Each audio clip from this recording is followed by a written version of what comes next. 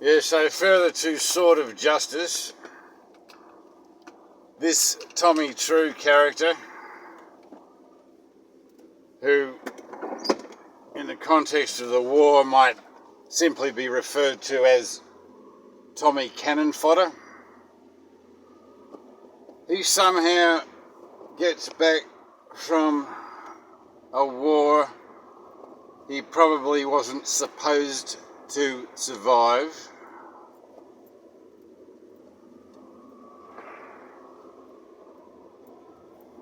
After having been attacked, like spiritually attacked, set up in all these various psyops, military psyops.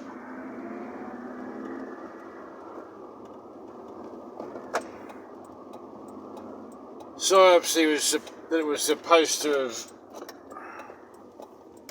swindled him.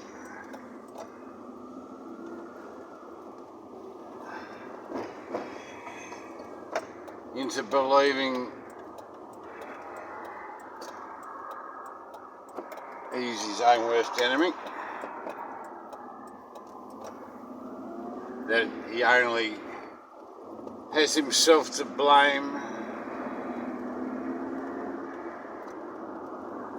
for being the flake, for being the loser that he proved himself to be, even though he somehow survived the war itself. But failed to repatriate successfully to his home nation of Australia, and just continued to be run through this low act, these low act psyops, whereby he was supposed to believe if he pointed the finger at anybody else, he only had 3 fingers pointing back at himself. So that he was entirely responsible for being the flaky loser that he was made out to be, that he may have appeared to be. And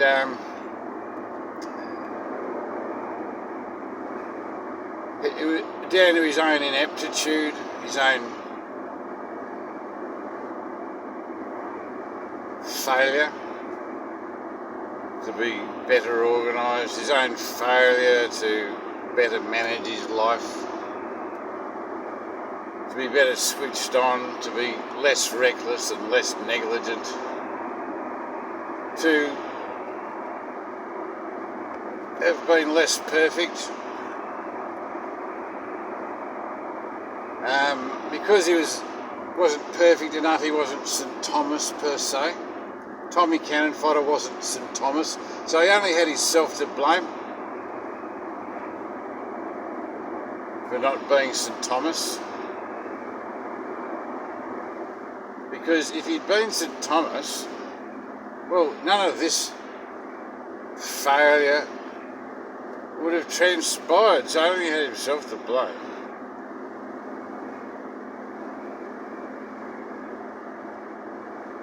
And of course, down at the Masonic steps mating, he learns about how you can't blame others, you just have to accept the onus of responsibility on yourself for having had all your opportunities sabotaged, because you sabotage them yourself, because after all you are your own worst enemy. Why wouldn't you be? I mean, you were stupid enough to imbibe alcohol, or you were stupid enough to smoke some weed, or you were stupid enough to walk into a setup engineered by the devil himself and be swindled in by that setup.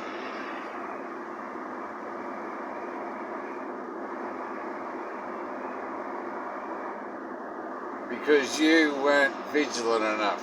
you weren't St. Thomas. And of course, you should forfeit the bread of life as a consequence. If you can't live like a celibate monk, like a celibate abstinent monk, then you should forfeit the bread of life. That's only fair and reasonable. Why should you have a sex life at all? Why should you extend your lineage with progeny? If you can't live like a celibate abstinent monk in a foreign environment with a climate and only one or two places where people speak your own language, where there's a watering hole with people who speak, etc., and the weed in the bowl on the counter of that expat pub, free of charge.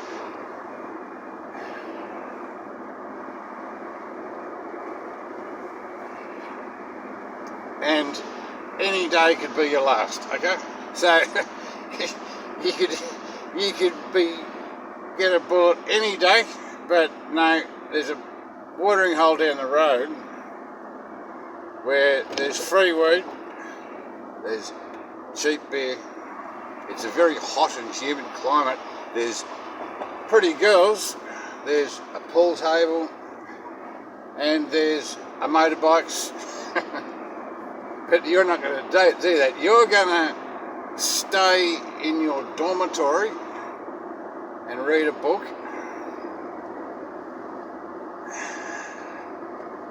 and speak to no one, isolate, and pull yourself like a wanker and talk to yourself because you've got no one else to talk to. And be St. Thomas, okay? You're going to be St. Thomas, a celibate abstinent monk in a very hot and humid, helter-skelter, foreign environment where any day could be your last, all right? And if you don't do that, you deserve to forfeit the bread of life. Because you simply have been reckless and negligent to have not done that. Because what right do you have to be human? You know, what right do you have to human fallibility?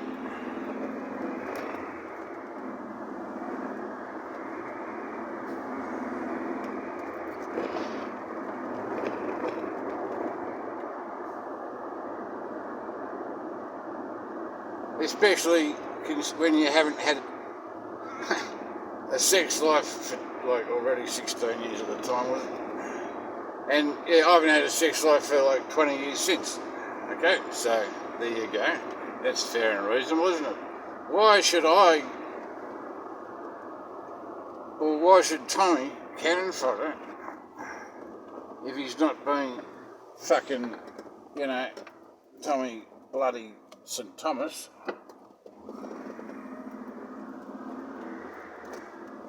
etc. Anyway, so this is what the movie's all about. So, what these losers tried to do, these total fucking low-act scumbag losers tried to do, is fuck over Tommy True. Do him out of his inheritance, his God-given covenant inheritance, do him out of his bread of life, the right to, a girl. They stole his girl at every turn. So basically he lives for 35 years without his girl. Without a girl. Do they try to turn him into a homosexual, do you think? Or just a raving lunatic?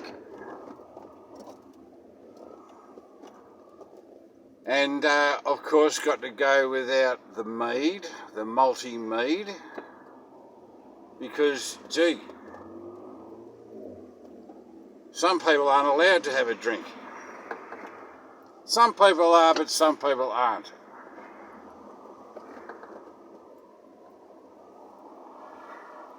Because some people apparently can't handle their drink like others. Not that it's psyop or anything that like that would have anything to do with it, you know. Not like a total setup would have anything to do with it, no.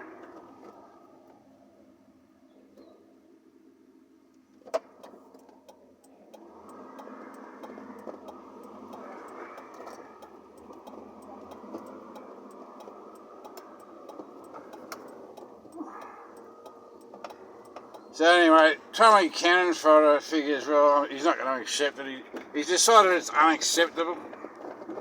He didn't die in the trenches over there. So what's going to happen is,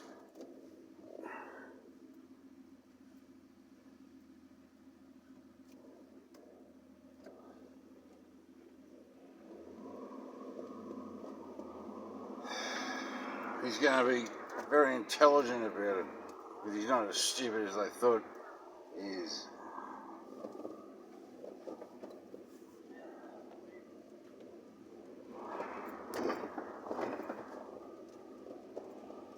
So he's going to respond intelligently to the subverted nation that he went off to fight for, and as did his forebears for generations previous.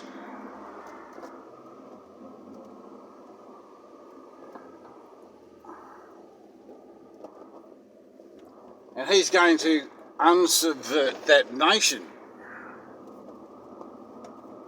in a way they would have never anticipated, because he's smarter than them. He's not only more intelligent than them from like a human perspective, he's also cleverer than them.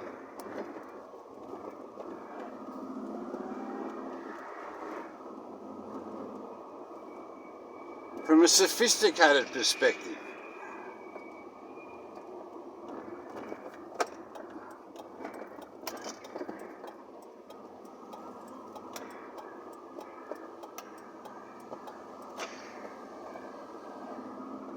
So he stops being Tommy Cannonfodder and he transmutes into Tommy True. And he becomes like an ex-Gen Man character, ex-Gen Man Tommy True, you see. And he's not like a fucking jumped up bourgeois.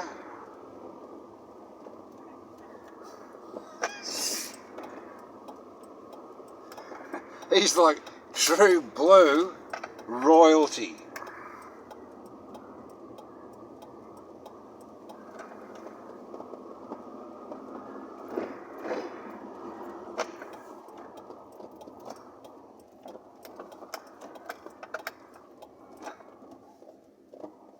And he doesn't stupidly react to any situation.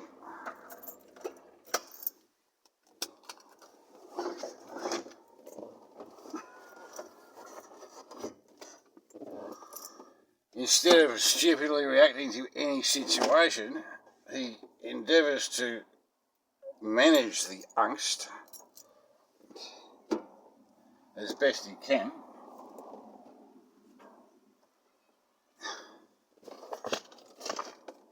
And employ the differentiator.